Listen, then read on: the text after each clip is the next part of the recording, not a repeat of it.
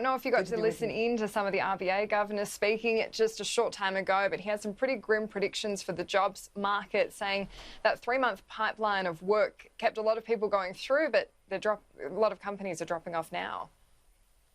Yes, I think that while there's been a resurge in confidence, largely due to the success that Australia has had in defeating the health crisis, the economic issues will have a longer tail.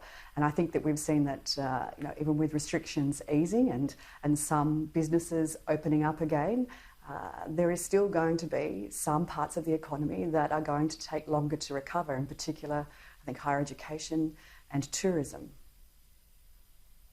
This is at the same time the chief of APRA, Wayne Byers, has said that any talk of a snapback in the economy is dangerously naive. What is the government going to do to try and make sure that we do snap back as much as possible? Well, I think that Wayne Byers' comments were in the context of a resurgence in bank stocks, and he was saying that even though those bank stocks have improved, they have rallied somewhat, it is a little bit too early for that level of exuberance in the market, that there is still a long way to go, that even once we hit the third stage of restrictions being lifted, that there is still going to be some lag. And in particular, I think we'll see in September, when those loans that have had interest and principal deferrals come off those arrangements, there's going to be some significant effects there. Now, those loans are probably within 3 different groups. There were some people that applied for deferral of interest and principal for a precautionary measure. There were some that have had to make changes to the way that they do business, and they will have adjusted and they'll come out the other side. And there are some that will be in trouble. But at this stage, it's very hard to know just how many of those loan deferrals will fall into each category. We, of course, are hoping for the best, and that's why the Prime Minister has announced the JobMaker package, and a new approach to negotiating wages and conditions in order to create a far more productive economy and one where unions and businesses and governments work together in order to create more jobs and a more stable and successful and productive economy. This is at the same time that we're being told that the number of insolvencies in Australia is down on what we normally experience. And so we are really being primed for that drop-off later in the year that you've mentioned, where the loans will be called in, the JobKeeper will end. Is it a bit too optimistic to think that this JobMaker program, some changes to IL laws, will help create jobs? Sure, businesses will be able to create them more quickly, but if there isn't the demand, what industries are going to pick up without some form of further stimulus? Well, I think we made it very clear from the beginning of the COVID-19 crisis that the economic measures that were put into place by the government were always going to be temporary and targeted and proportionate and scalable, and that they would be delivered on existing tax and transfer rails. Of course, once we hit the end of those programs, and they always had an end date, a sunset clause, that there would need to be some sort of transition beyond that. And that's exactly what the government is turning its mind to now. And that's why the Prime Minister has introduced the idea of a JobMaker program and heralding a new era of cooperation between business and unions and government, so that we make sure that we're all, in his words, making the boat go faster, that we're all moving towards an economy that has a higher rate of growth, that creates more jobs, and it is far more stable when it comes out the other side of this crisis.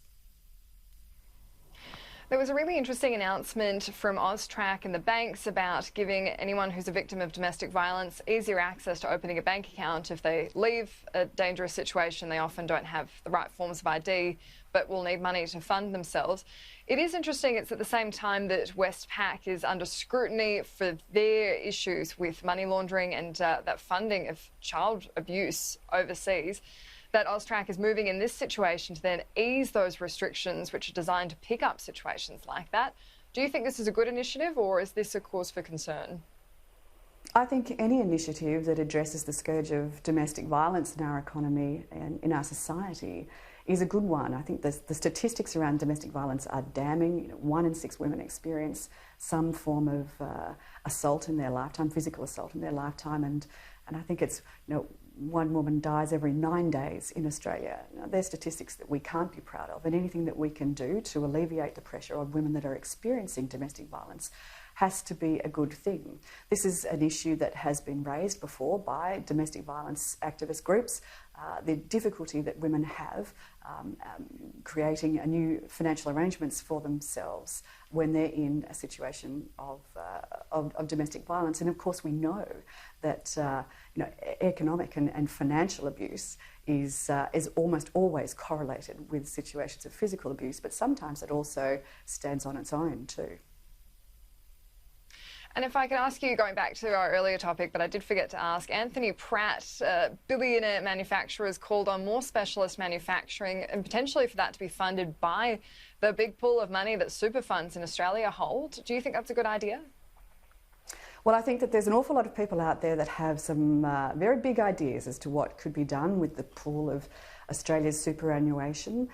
It's nearly $3 trillion, and there's a lot of people that like to think that that's a great nation-building pot of money. But I think we have to keep remembering that that money doesn't belong to industry, it doesn't belong to government, it doesn't belong to unions. Indeed, it doesn't belong to the superannuation funds. It belongs to individual members. It's their individual accounts. And that money is there to accumulate savings to make for a better retirement outcome. So while there's a lot of great ideas out there as to what we can do with other people's money, I think we have to keep remembering just who owns that money and what it's there for. And just finally, there's been some concerns around the early access to superannuation scheme, people accessing it to pay for things like their employees' salaries or kind of perks that they probably didn't need to be buying right now. Do you think that perhaps there should have been tighter restrictions on exactly who could access their superannuation early? Well, I think that we have never been in the business of telling people how to spend their own money. And the access to superannuation early release scheme has been an extraordinarily handy measure for those that have found themselves in financial distress. Around 1.78 million people in Australia have accessed their superannuation early to the tune of around $14.5 billion. The feedback that we've had overwhelmingly is that access to their superannuation has been something of a lifeline to their personal circumstances. Superannuation is part of your personal balance sheet.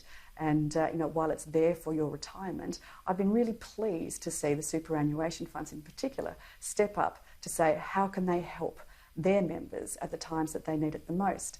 And what people choose to spend their superannuation on overwhelmingly has been, in these circumstances, addressing issues of debt, credit card debt, home loans, whatever it might be. It's got them through this crisis. There will always be some people that take advantage of the situation, but I think that they are definitely in the minority.